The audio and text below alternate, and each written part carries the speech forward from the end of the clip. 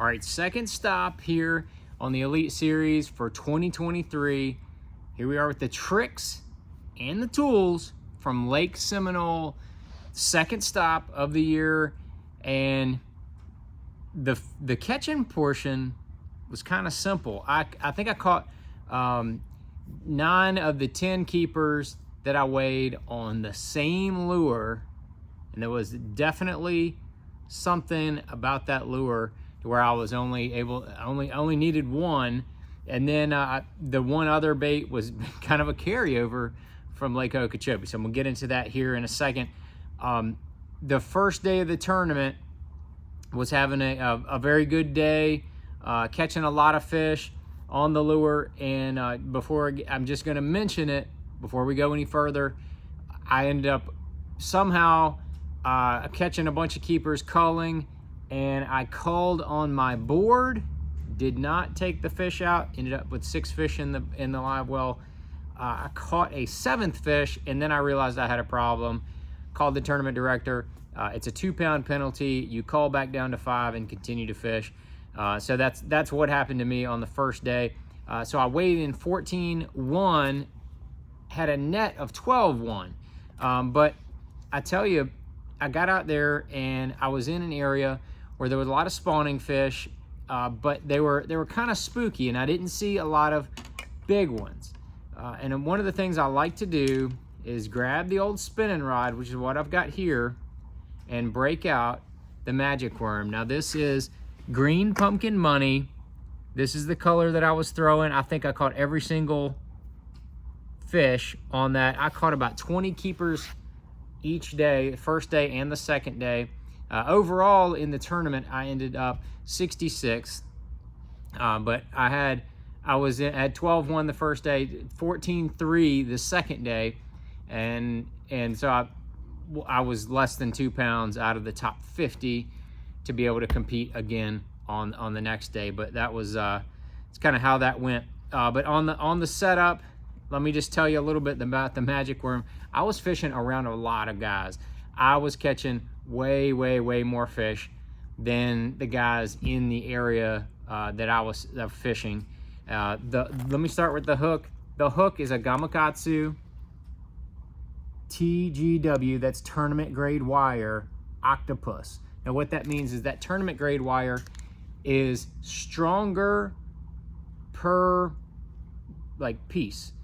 So it's a stronger hook, very little flex, and that's a pretty thick diameter hook. So I've got nothing to worry about. And it's got that nano coating on it, which is it's almost like a Teflon coating, PTFE, whatever you want to call it.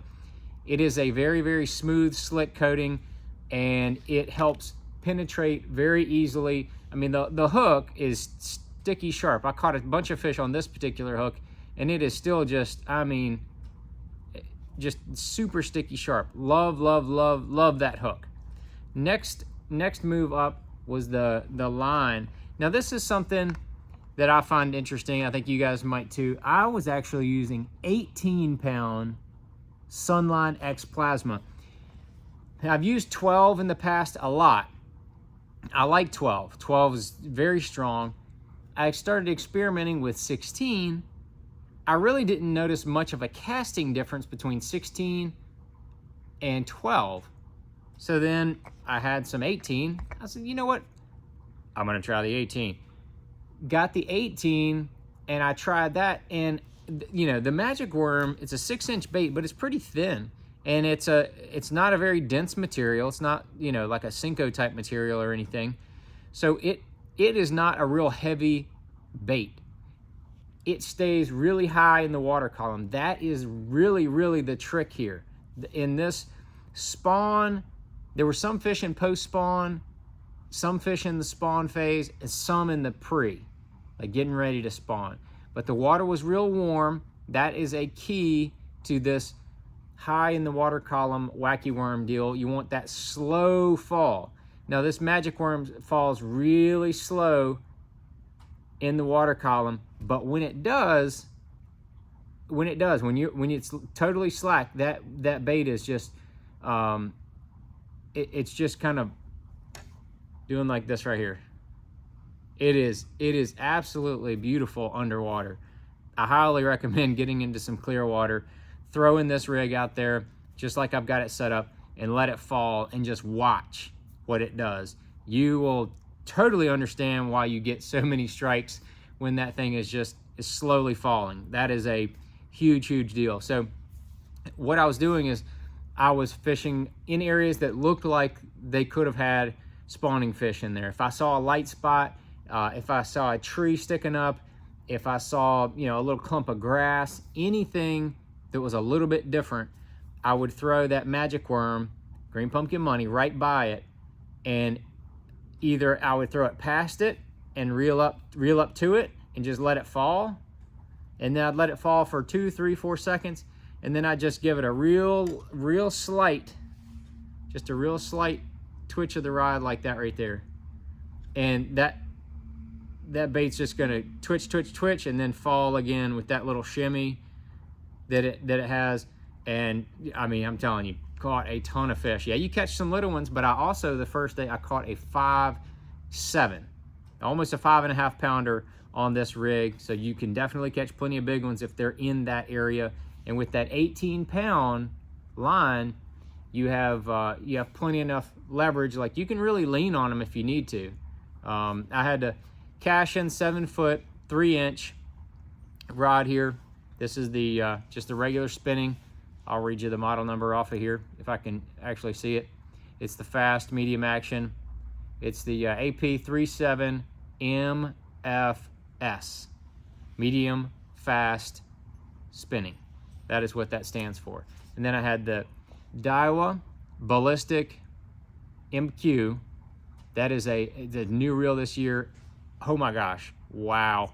This reel is really good for the money. It's fantastic. It's in the 240, 250 range, price-wise. I think maybe even 230. I can't even remember. It all runs together. But for the money, I think it is a fantastic reel. That's what I recommend. That was my setup, man. I caught just a pile of fish on that right there, including 9 of the 10 keepers that I caught in the first 2 days. The other bait is I whooped it out. I just pulled it right out of the rod box, still tied on from Okeechobee. I threw it some in practice, caught a few fish on it, so I had a little confidence going into it. But it was the old 1/2 ounce bruiser, black and blue, whatever you want to call it, 1/2 ounce jackhammer with the 5.5 inch bruiser flash spunk shad. That was my combo. I caught a number of fish at Okeechobee on, and I pulled that out because I went out to the main channel and was fishing some hydrilla out there. 20-pound sunline shooter. That's what I was using. I was trying to keep that bait up above the grass. And again, the same Cash-In CK series. This is the Chattergrass rod. It is a 7-foot 4-inch, absolutely dialed money for a chatterbait. Best, and it's in the CK series, a little lower price than even the Icons.